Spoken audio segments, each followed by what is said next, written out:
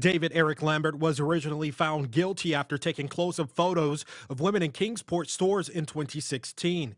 An appeals court reversed the conviction, ruling governing unlawful photography was unconstitutionally vague and because his conduct did not constitute a crime. We've actually had people that who have actually walked up to women in, say, a Walmart or something like that, and just blatantly take pictures of their rear ends in shorts, or they may have a blouse on that shows some cleavage, and they just actually take the picture, not trying to hide it in any way.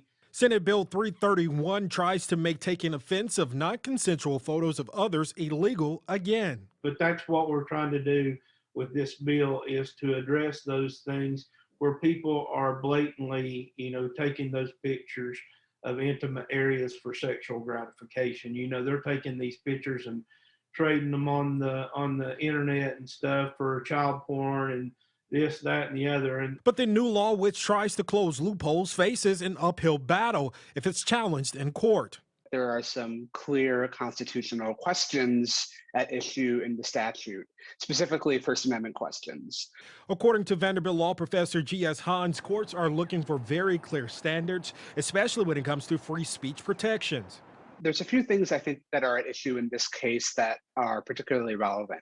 First is that it's a criminal law, which the court, when it comes to criminalizing speech, is going to be particularly concerned if there's a First Amendment challenge. From stalking to harassment laws, lawyers argue lawmakers may want to look at adding and strengthening what's lawfully on the books already. There are alternative methods for trying to prevent this kind of behavior.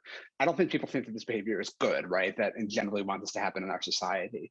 But there might be alternate ways that we can prevent this from happening. We won't know until one of these cases comes up and it actually ends up in a court case, and then it's going to get appealed to the next and all the way up to the Supreme Court.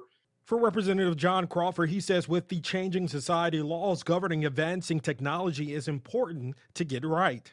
We're just trying to get caught up with the technology where we're at and put laws in place that protect our citizens and make sure that their privacy is protected. In Nashville, Gerald Harris, News 2.